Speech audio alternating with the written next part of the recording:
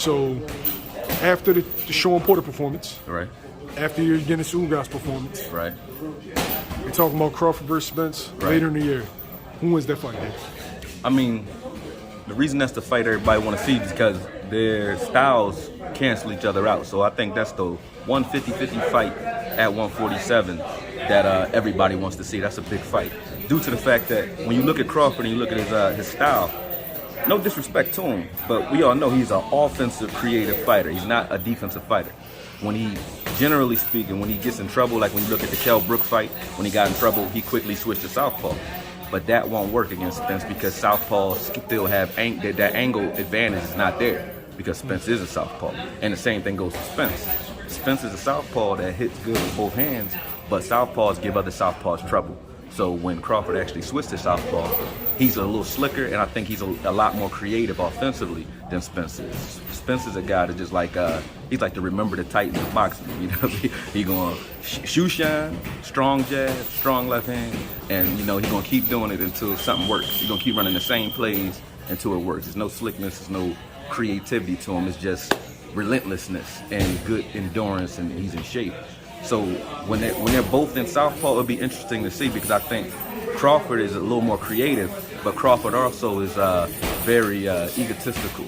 So he'll let guys hit him in a sense like trying to match bravado to bravado. If you fight him, he'll fight you. You know what I'm saying? Just as hard. When you see him knock out Porter, it was one of those types of things where Porter was looking pretty good, and then you know he just came out and just swarmed him. And it's the same thing. I think that those things cancel each other out. Because Spence is not a guy that's hard to hit, doesn't move his head a lot, and Crawford's a guy that will get into the heat of the battle and get caught in exchanges. So you really don't know who won that fight. I think Spence has everything in him to be able to hurt Crawford and wear him down. Hopefully there's no cuts and no injuries in the fight.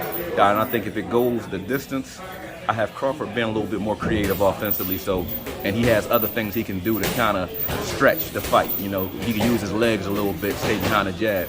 So if he can do that, he might be able to steal a couple of rounds and outpoint Spence. But it's going to come down to the championship rounds. That's why those last 4 rounds count. You know what I mean? Depends on what happens as far as attrition leading up to that. And but if both guys are fresh going into the last 3, I think Crawford can edge it out. But like I said, Spence is just a hell of a puncher, so it's a tough task. Can you get through 12 rounds without Spence wearing on you? Because you can't count on him getting tired. And from the looks of things, even though he's been hit, you can't really count on him. You can't count on a guy being hurt who hasn't been hurt. See what I'm saying? Although I think Crawford can hurt him. And if Spence can get through that entire fight without feeling it, without enduring any type of real punishment, I'll be impressed by that.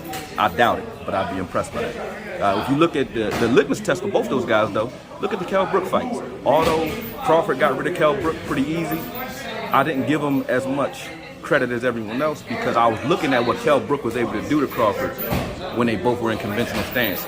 He was dominating Crawford in the beginning of the fight with that jab, and Crawford caught him with a beautiful shot, but it was after he switched to southpaw to take away the advantage of that jab. He couldn't get out of the way of that jab. Does Crawford have another defensive adjustment besides southpaw? Besides switching to southpaw? I've yet to see it.